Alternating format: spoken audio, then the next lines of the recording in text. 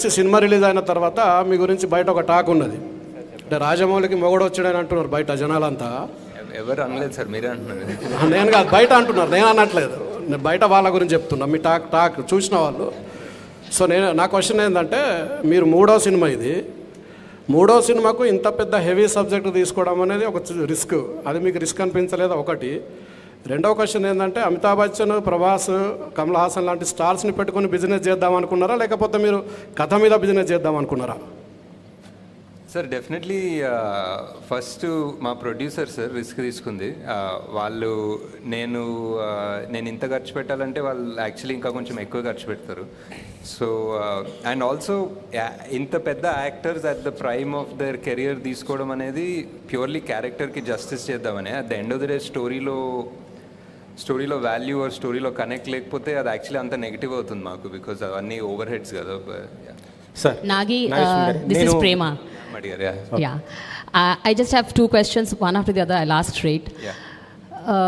జనరల్గా అంటే మీరు కొన్నేమో మహాభారతం నుంచి కొన్ని తీసుకున్నారు, అంటే వాస్తవాలను తీసుకున్నారు, కొన్ని మీరు you took your liberties to explore the other side. But జనరల్గా అయితే అందరికీ తెలిసిన విషయం, కలియుగం అంతమయ్యేది 4.5 లక్షల సంవత్సరాల తర్వాత. కలియుగం 4వ పాదంలో కలికి ఉద్భవిస్తాడని చెప్పారు, కానీ 6000 సంవత్సరాల తర్వాతే వచ్చాడని మీరు చెప్తున్నారు. సో అసలు కల్కి అనేవాడు ఇప్పుడు పార్ట్ 2లో అయినా 6000 సంవత్సరాల తర్వాతే వస్తాడా అన్నది నా క్వశ్చన్.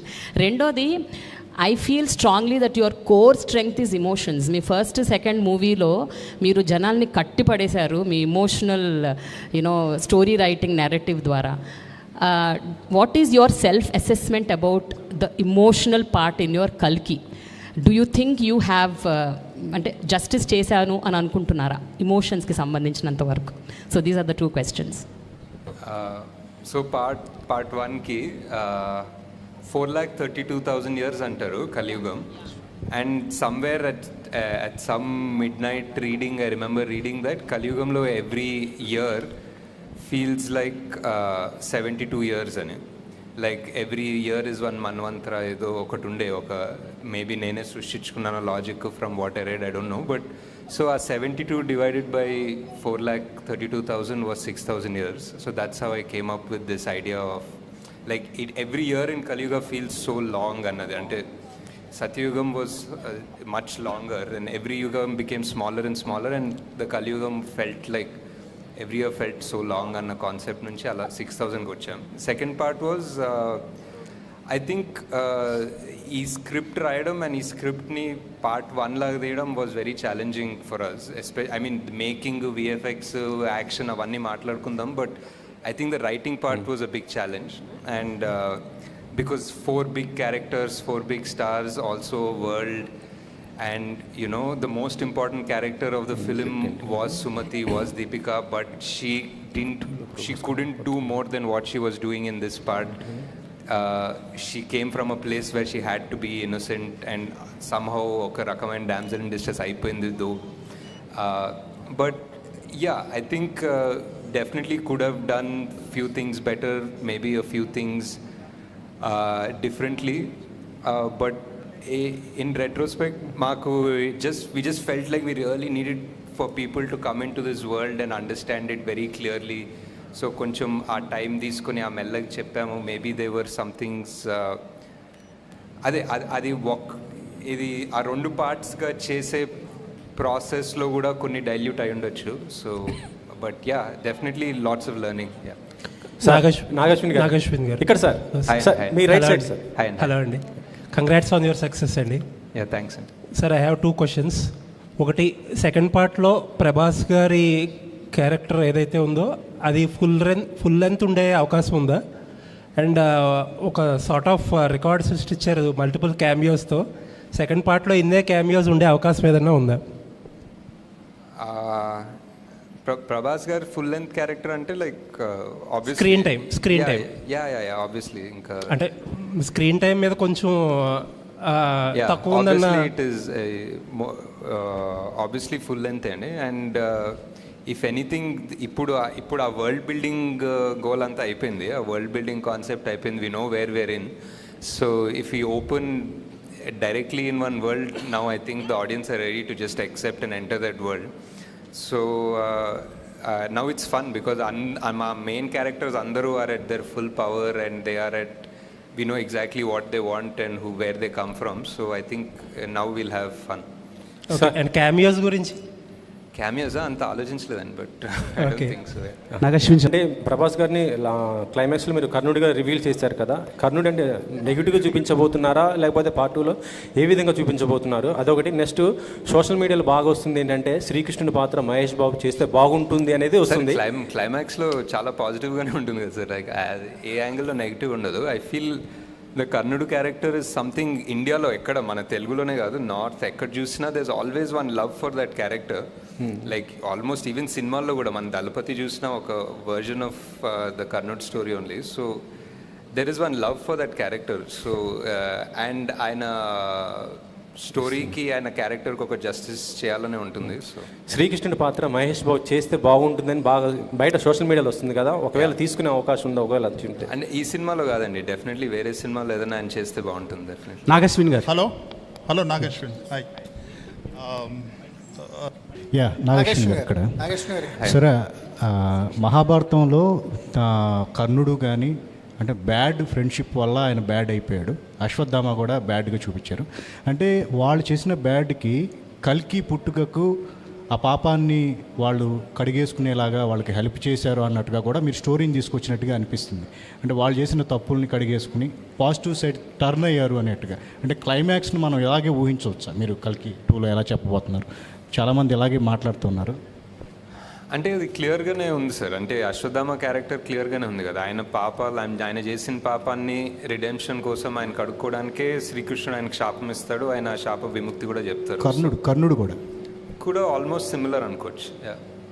అంటే ఇందులో క్యారెక్టరైజేషన్స్ అంటే చాలామంది స్టార్స్ను డీల్ చేశారు, కథను డీల్ చేశారు, ఇలా సెట్టింగ్స్ని కూడా చాలా డీల్ చేశారు. ఏది మీకు చాలా కాంప్లికేటెడ్గా అనిపించింది? మీకు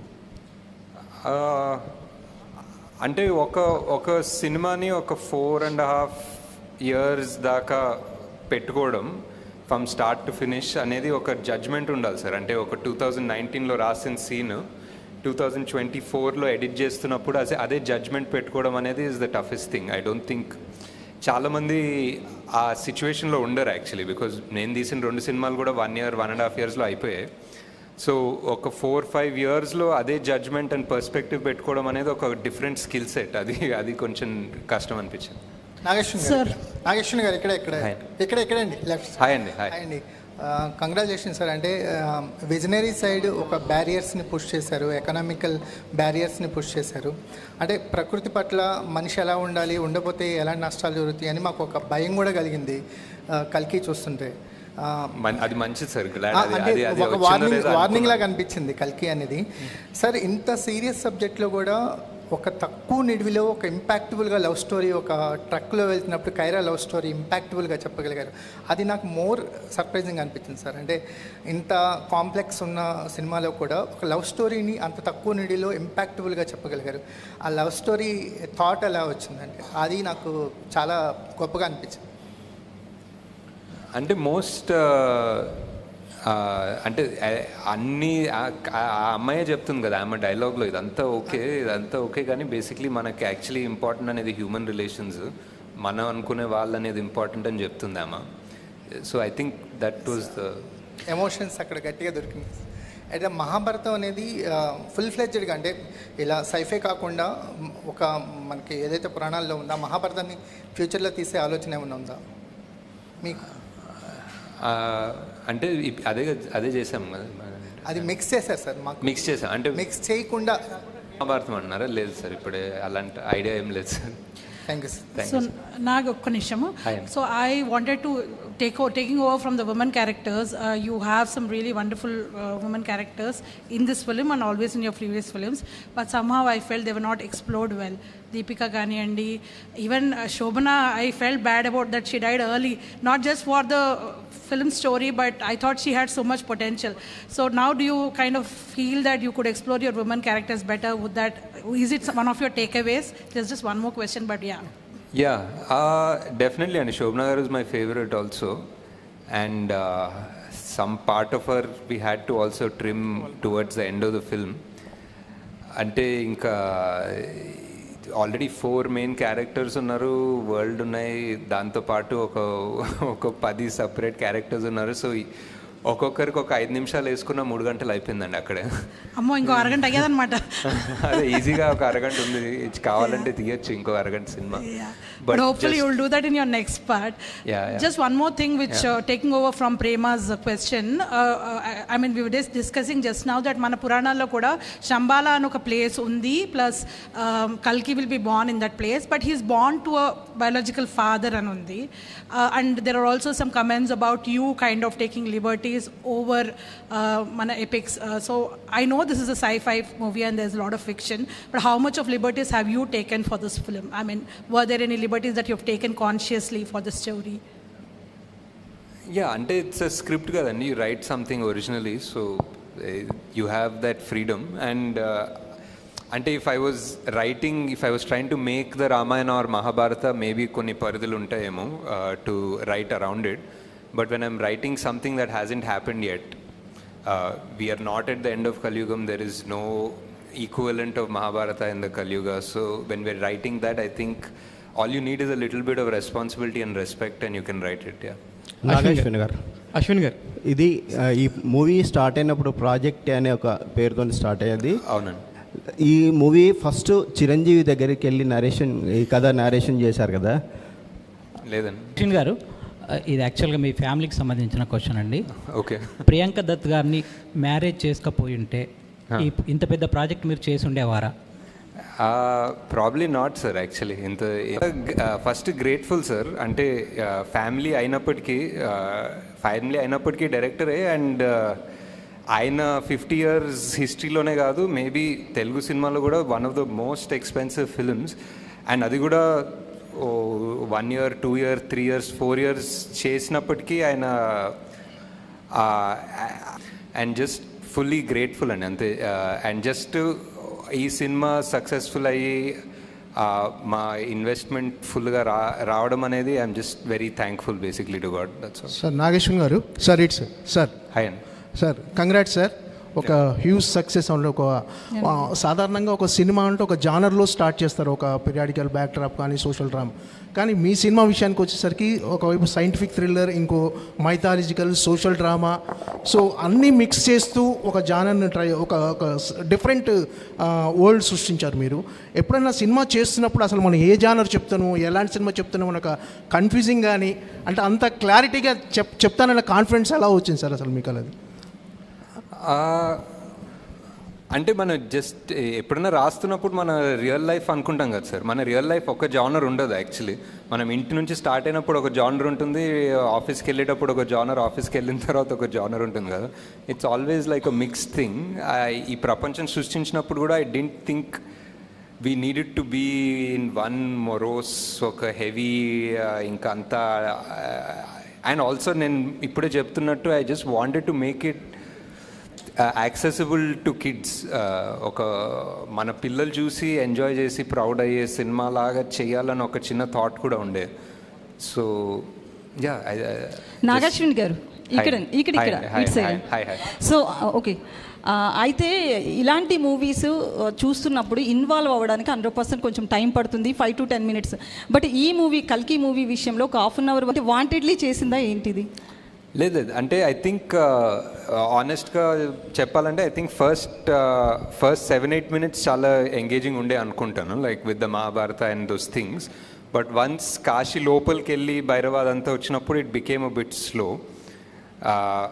బట్ అదే they were choices, they were things we were trying to balance and make and everything. అది వరల్డ్ సెటప్ అనుకోవచ్చు, క్యారెక్టర్ సెటప్ అనుకోవచ్చు. ఇప్పుడు దీపిక ఒక ల్యాబ్లో ఉంది, ఆ ల్యాబ్ ఏంటి, ఆ ల్యాబ్లో రోజు ఆమె పరిస్థితి ఏంటి, ఆమె స్కెడ్యూల్ ఏంటి అనేది ఒక రకంగా చూపించాం. మేబీ వేరే రకంగా చూపించేస్తే ఒక 1 minute తగ్గేదేమో, ఒక 1.5 minutes తగ్గుండొచ్చు. But these are all choices we made because ఇలాంటి సినిమా తీయలేదు. సో ఎందుకు ఛాన్స్ ఎందుకు తీసుకోవడం, ఫట్ అని ఒక 30 seconds చూపించేస్తే అర్థం కాదేమో, ఒక 1.5 minutes తీసుకోవాలేమో అన్న ఒక చిన్న భయంతో తీసుకునే డెసిషన్స్. బట్ ఆ క్రిటిసిజం నాకు ఎలా అనిపిస్తుందంటే it's like hi we are invested in your world, నువ్వు ఇలాంటి స్లోగా చెప్పాల్సిన అవసరం లేదు, వీఆర్ ఇన్వెస్టెడ్, నువ్వు సరిగ్గానే చెప్పు అనే పాజిటివ్గా తీసుకుంటున్నాను. So yeah that's. Sir me hero Prabhas గారి గురించి sir, after completion of this journey what is Prabhas to you అంటే ఏం చెప్తారు? ప్రభాస్ గారి గురించి ఎలాంటి బాండేజ్ ఉంది? ఆయన ఎలా రియాక్ట్ అయ్యారా? అర్థం కాలేదు సార్. కూడా బాండేజ్ ఏంటి సినిమా జర్నీ తర్వాత యా అంటే ఎలాంటి బాండేజ్ ఉంది మీకు? యా జస్ట్ మొన్న ఏదో ఒక పోస్ట్ పెట్టాను కదా, అదే బాండేజ్. యా ఇట్స్ ఒక 3-4 years ఎవరితోటన్నా అంతే ట్రావెల్ అయ్యి and somebody who supports you and encourages you. అంటే ఎప్పుడన్నా కొంచెం డౌట్లు ఉన్నా, ఒక చిన్న హెవీనెస్ ఉన్నా, he believed in the project so much. ఎప్పుడు అసలు మీరు ఏం తీస్తున్నారో మీకు అర్థమవుతుందా, మీకు ఇది తెలుస్తుందా ఏం తీస్తున్నారు, మీరు అస్సలు వరి కాకండి, this is huge, this is massive, నేను చాలా 20 ఏళ్ళుగా తీస్తున్నా కదా, దిస్ ఇస్ నాట్ నార్మల్ అని చాలా ఎంకరేజ్ చేసేవాళ్ళు. That I don't know, just to encourage me or really he believed it, but that helped a lot. Nagi గారు ఒక క్వశ్చన్. సార్ కంగ్రాట్స్ సార్, మీరు ఒక కొత్త జానర్ క్రియేట్ చేశారు మైథాలజీ సైఫైలో. సో ఇప్పుడున్న యంగర్ జనరేషన్కి మైథాలజీ మీద చాలా డిస్కషన్ జరుగుతున్నాయి, ఇండియా వైజ్ మళ్ళీ మైథాలజీ క్యారెక్టర్స్ గురించి వెళ్తున్నారు. నా క్వశ్చన్ ఏంటంటే, మీరు కాన్కి వెళ్ళారు కదా, అప్పుడు వెళ్ళినప్పుడు ఇంటర్నేషనల్ కొలాబరేషన్స్ ఎన్నో వచ్చాయా? సరే ఫస్ట్ ఫిల్మ్ ఇప్పుడు సక్సెస్ అయ్యారు కాబట్టి పార్ట్ 2కి ఇంటర్నేషనల్ కొలాబరేషన్స్ ఎన్నో వస్తే కంటిన్యూ చేస్తారు, లేదా మీ ఓన్ ప్రొడక్షన్లోనే చేస్తారా? అంటే డిస్ట్రిబ్యూషన్కి డెఫినెట్లీ చూడాలండి. ప్రొడక్షన్ వాల్యూ అంటే ప్రొడక్షన్లో ఏదైనా ఇంటర్నేషనల్ హాలీవుడ్ స్టూడియో ఏదైనా ఇన్వాల్వ్ అయితే ఇంకా పెద్ద స్కేల్ పెరుగుతుంది కదా.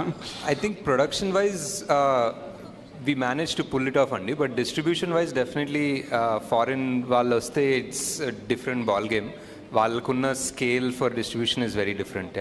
సో దీన్ని ఇంగ్లీష్ లాంగ్వేజ్ కూడా కన్వర్ట్ చేస్తాం అంటే చేయొచ్చు, I think maybe for Netflix, but not theatrical release. I don't think so, because చాలా మంది వెస్ట్లో they prefer watching the movie in the original language with subtitles actually. Ashwini garu ఇక్కడ sir, అంటే మీ world చేసేయడానికి ఇప్పుడు మనం ఉన్న వరల్డ్లో ఇది కావచ్చు, శంబాలా కావచ్చు, ఇవన్నీ ఈ సెట్స్ అన్ని డిజైన్ చేయడానికి చాలా వందల మంది పనిచేశారు. అసలు వీటి గురించి చెప్తారా? సో ఈ డిజైన్ ఎలా జరిగింది, ఎంతమంది కష్టపడేవారు మీ డ్రీమ్ని ఫుల్ఫిల్ చేయడానికి? చాలా మంది అండ్ ఫస్ట్ ఆఫ్ ఆల్ మా ప్రొడక్షన్ డిజైనర్ నితిన్ జియాని, అండ్ ఆయనతో పాటు ఒక కాన్సెప్ట్ ఆర్టిస్ట్ ఉంటారు, అండ్ కాన్స్టెంట్ ఇది అంటే జూమ్ కాల్స్ అయితే అసలు హార్డ్ డ్రైవ్ జూమ్ కాల్స్ ఉంటాయండి